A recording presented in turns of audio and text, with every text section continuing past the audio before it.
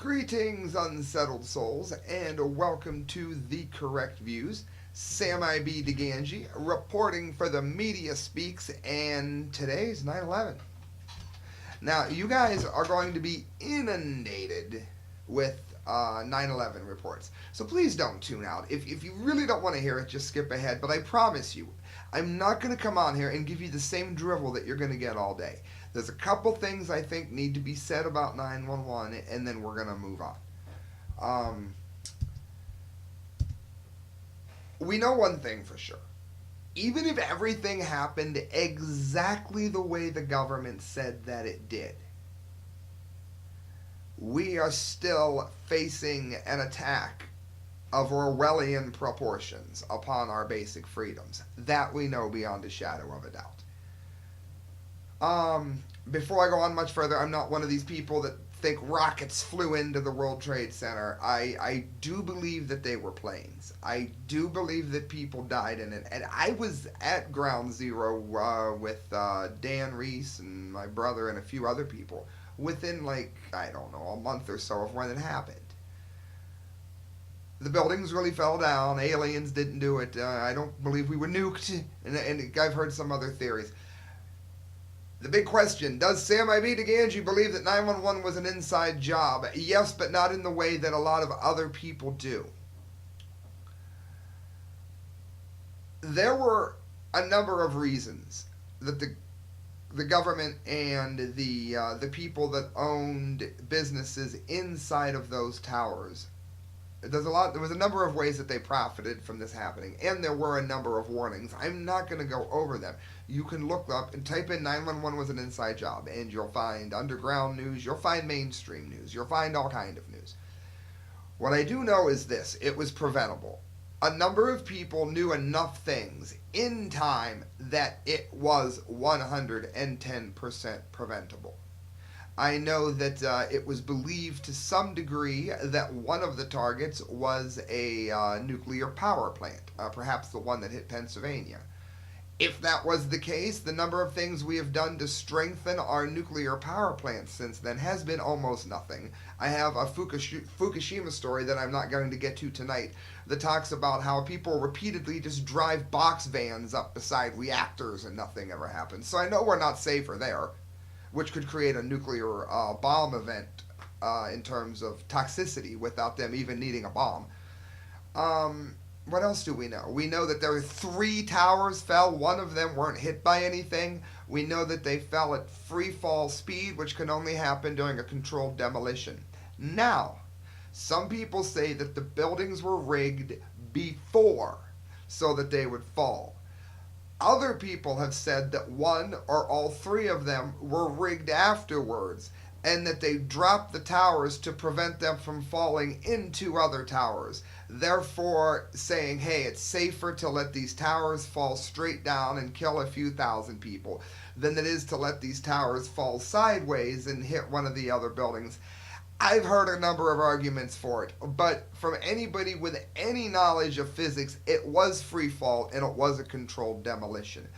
I think rather than go over whether or not it was an inside job, I think what we need to do is, I'm going to leave that to other commentators. What I'm going to do on this show before I close out the talk about this, and my heart goes out to, of course, the families, above all others, no matter which side of this you're on.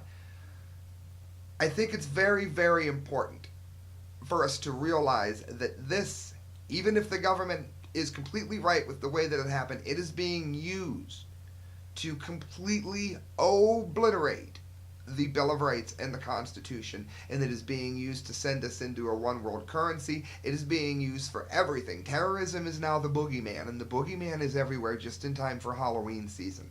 That is what we need to be concerned about. In terms of articles for it, I have one that I want to get to, and I think it's very profound. And quickly, I want to address this issue that it was America that trained them. All right, look.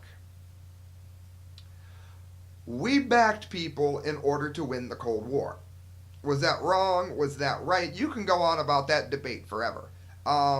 Again, I'm a non-interventionalist. I don't think we need to be sticking our noses in places, but let's pretend.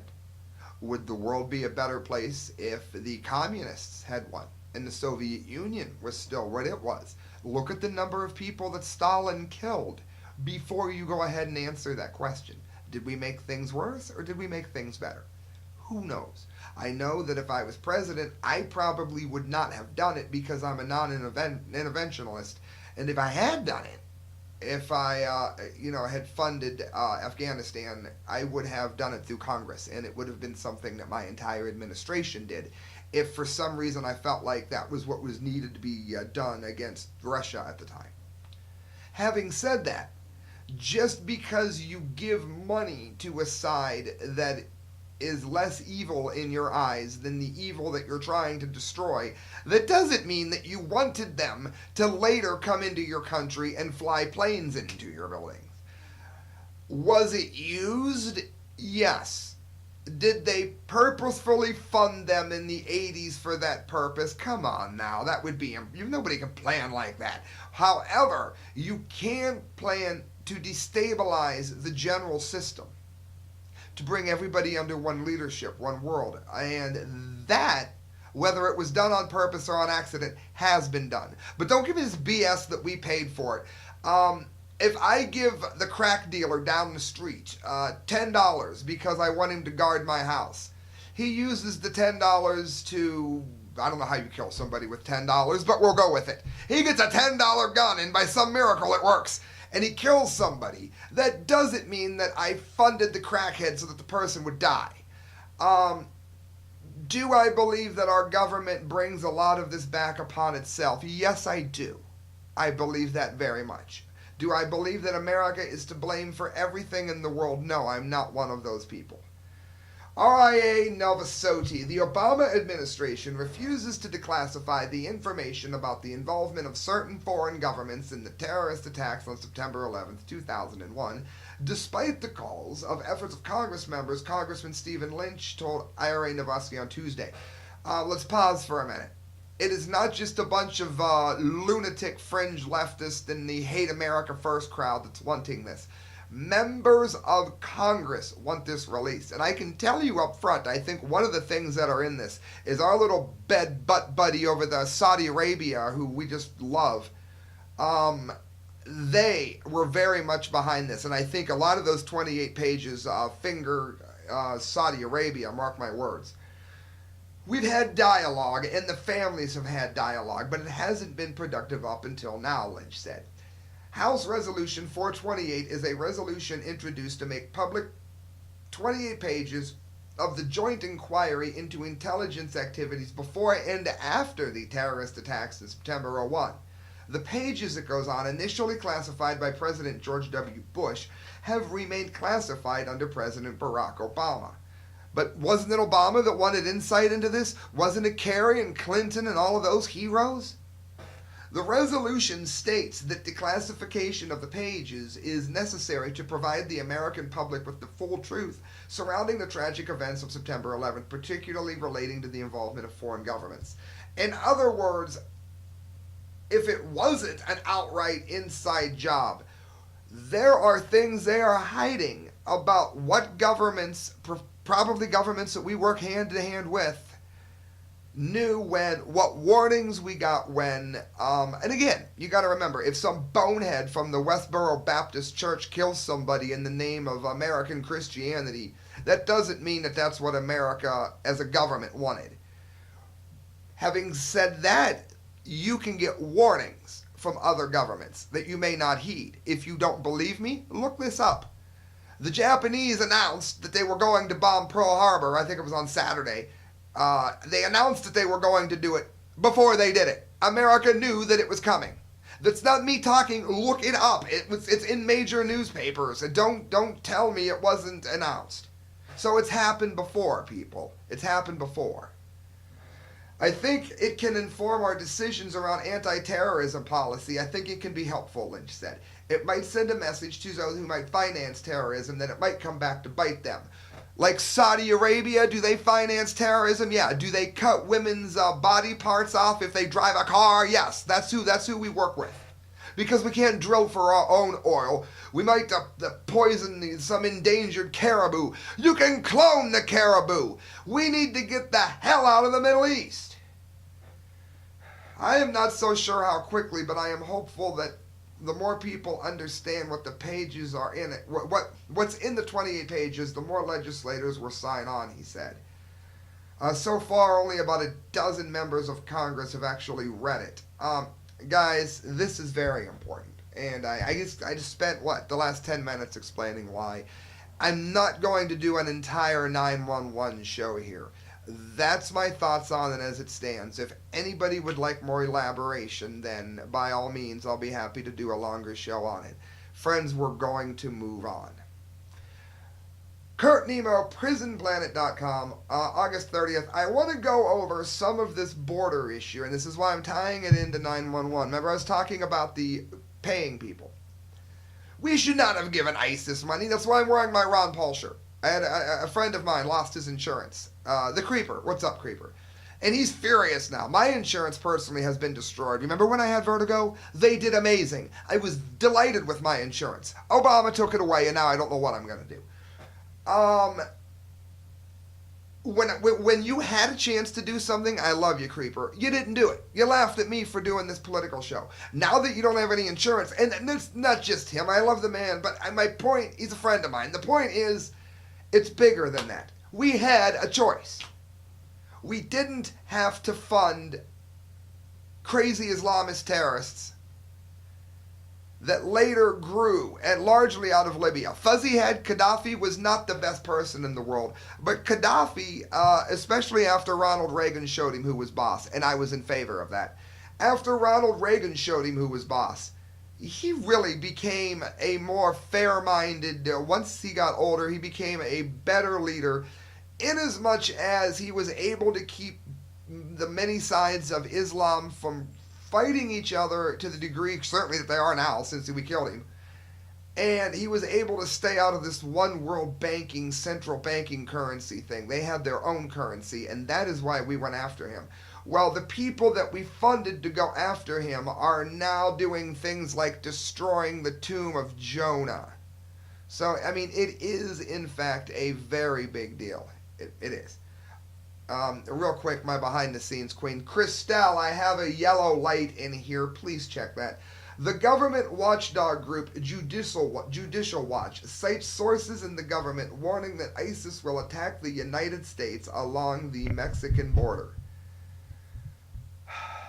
Now, this is important. I need you to remember this headline, especially for the next story. Feds warn of imminent terror threat on U.S. border. Feds.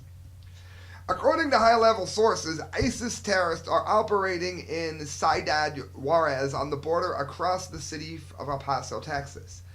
These sources state ISIS operatives will use vehicle-borne improvised implosives devices in the attacks. Homeland Security, Justice, and Defense Department agents have been placed on high alert and instructed to aggressively work all possible leads and sources concerning this imminent terrorist threat, Judicial Watch reports.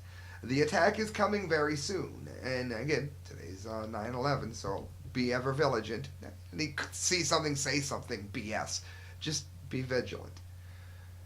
It is speculated that an attack will happen on the anniversary of September 11th. Well, of course. I mean, there's no great surprise there. It says attack is so imminent that the commanding general at Fort Bliss and the U.S. Army post in El Paso is being briefed, another source confirms. The Department of Homeland Security did not respond to multiple inquiries by Judicial Watch, both telephonic and in writing, about this information, reports Judicial Watch. So we get this wonderful warning. Our borders are wide open for this amnesty of people fleeing drug lords. It's been there forever, and yet we have that warning. But then Breitbart report Islamist terrorism absent from FBI list of domestic terror threats. No, wait a minute. What was the last headline? What did I just tell you to remember? Feds warn of imminent terror threat. Imminent means very likely for you Lady Gaga fans. This here report, Islamist terrorism absent from FBI list of domestic threats. So is it imminent? If it's evident, how is it absent from the FBI list of domestic terror threats? You mean to tell me that the ISIS members are going to come over, but nobody domestically is going to be helping them? It's all going to be from people that snuck over. We don't have any turncoats in our country. This is ridiculous. All I can do, and I put this for those of you that read the description in the YouTube videos, I hope and pray to God that they're not really this stupid. They want you to think that they're this stupid to draw the less intelligent of the terrorism-minded out. That is definitely the hope. Otherwise, they really are this stupid. Despite evidence that Islamist terrorism is the root cause of some of the deadliest attacks on American soil, including the Boston Marathon bombing that killed or wounded hundreds, the FBI has not included it on the list of potential domestic terror threats in the most recently published domestic terror assessment. So the Boston bombing happened on American soil, but even that didn't make it matter. I think we have a yellow light on my behind-the-scenes screen. I think it needs plugged in. We are good. We are good. Reporters with access to the document titled The National Threat Assessment for Domestic Extremism note that extreme Islamism does not make an appearance at all in the document. Instead, the document, which cites the threat of domestic terrorism as a medium-level threat and predicts this will continue into 2014, lists a wide variety of potential reasons for individuals to engage in terrorism. Well, what are they? Well, these include race-based extremism, both white supremacist and black nationalist, even Puerto Rican nationalism. Do any of you know a single Puerto Rican nationalist? Anybody? Anybody at all? Nope. Crickets. White supremacists? Yes, they exist. They are very rare, and they are usually in prisons. Black... 15 minutes left on the SD card.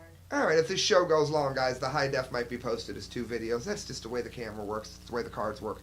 What you're looking at here, and then you got black nationalists. Again, there's not a lot of black nationalists that I know of that are going to be in a high enough number for this to happen. It says political extremism on the left or right, namely animal rights activists or extremists on either side of the abortion debate. Perhaps. Again, I'm not going to say no to everything the government writes just because they're usually dishonest. They could both be a problem there. And lone individuals with extremist but vague political causes, that has been a threat through the entire course of all of history. So that's always on every list.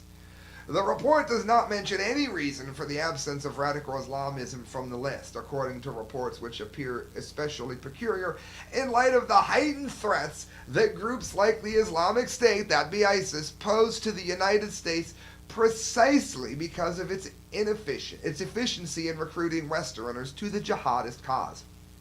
In other words, we know that they are indoctrinating Islamists in this country that would be domestic. And then ISIS is sneaking in quite possibly to meet up with them. And yet through all of this, the FBI just doesn't mention that could be a domestic terror threat. We're going to go with this a little bit more because it's really big news. For those of you that want me to move on, trust me, there's more news coming. But this is important. We don't rush through news. We do news correctly. Steve Watson, Prison Planet. Rand Paul, Obama's support weapons has allowed ISIS to grow.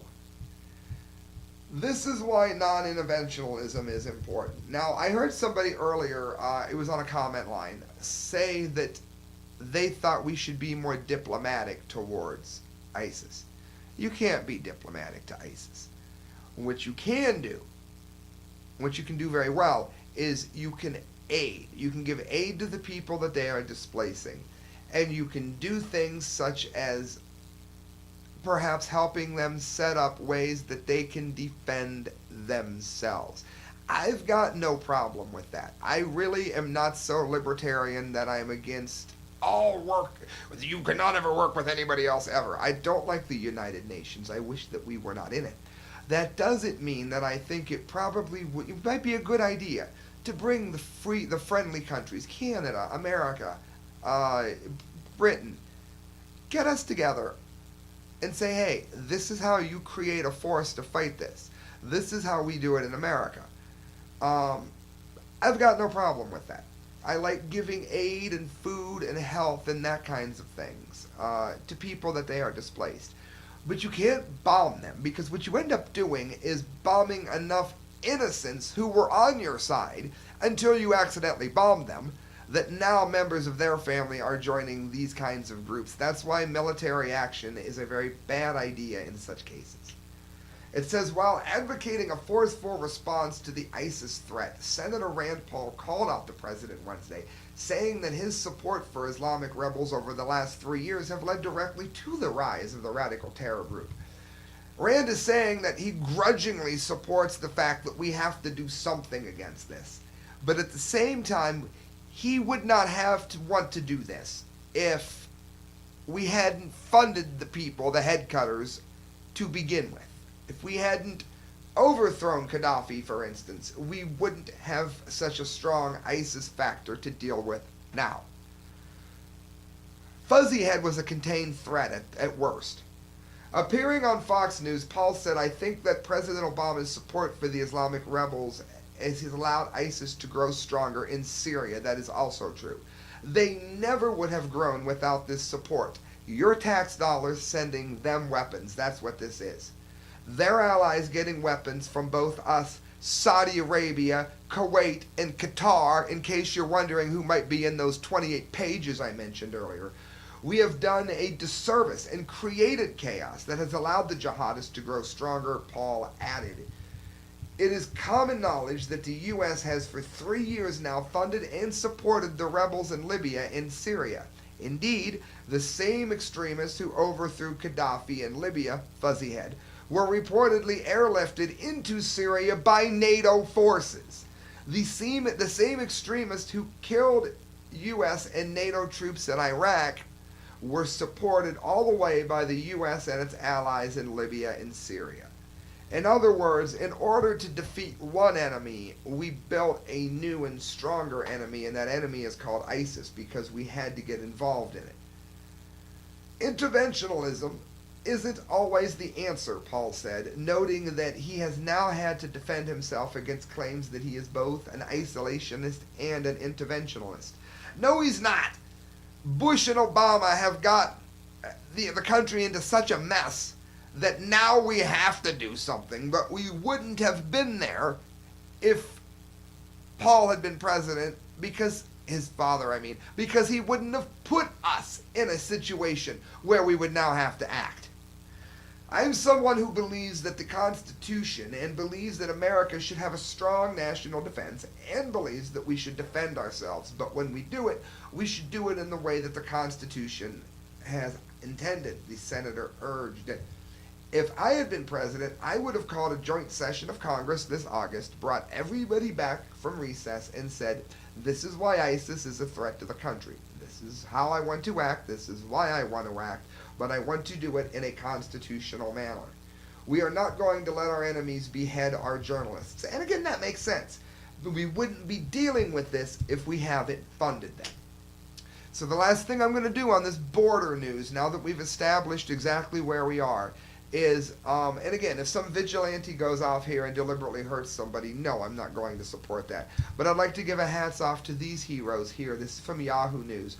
Armed patriots, the private citizens out to secure the U.S. border. What's happened is, I'm going to do, I can do one more in 7 minutes and then we'll move the video over. Armed patriots, the private citizens out to secure the border. Since our government isn't doing a very good job of protecting the border, then what we are doing is we are forcing private citizens to stand up for the border themselves. And that's what you're seeing here. With binoculars in hand, an assault rifle slung over his chest, and a Glock pistol on his lap, a man named Will scans the banks of the Rio Grande looking for anyone trying to cross Mexico into Texas. Well, Sam, you're such a racist. Yeah, compared to the drug lords that are coming over, what that guy owns is an erector set. We're not talking about little lost Juan who's trying to get a job. We're talking about people that are coming over in tanks with cocaine in it. Will is a member of the Patriots, a group known of heavily armed private citizens who use displays of force to intimidate people attempting to cross the border illegally. Well, for those of you that saw the last New England game, that's not the Patriots over there, is it? Since early summer, the Patriots have patrolled an area near Brownsville, Texas. Why? Because they threatened to kill the homeowner, for one. If you spot them and shine your light on them, that lets them know that you're there, said 25-year-old construction worker from Indiana who flew to Texas for a stint with the Patriots, which all of you listening should do if you can. 9 times out of 10, they're not going to come over. Even if they're going to try to cross again, they're still making it harder for them, and that's the reason we're here. The Patriots Information Hotline, a network calling center, estimates that 22 groups of armed patriots have sprung up along the border from Texas to California this year. With names like Patriots, Citizen Defenders, etc., the group often set up camp on private land, that's legal, along the border at a property owner's invitation, also legal. Expenses are generally paid by the members, though some funds from like-minded donors. Of course, the critics are calling it militias and vigilantism, but it says they're patrolling it in body armor with handcuffs. And it says the Patriots operate on 21 acres of land owned by Rusty Monsees, whose family has had a ranch on the border since the 1940s. They patrol in body armor, riding all-terrain vehicles that drown out the sound of cicadas at night. Monsey, 66, said illegals have poisoned his dogs and sprayed his yellow house with bullets, but he refuses to leave. If they leave, though, I'm dead, he said about the Patriots. So don't tell me that the heroes guarding the border with guns are bigots. We have people coming into the country deliberately killing our citizens, Mexican thugs, South American thugs, people that wouldn't be welcome in their own country or not even welcome among the general family of man, that we're fighting back here. And that's important. Go ahead, Christelle, and flip this over. For those of you on the high def, this is going to be a 2-part video, so just stay with me. Those of you on low def, I'm going to go ahead and just start you guys on high def are going to miss some of my ads, boo-hoo. Low def people, let me tell you what, Mike McGlone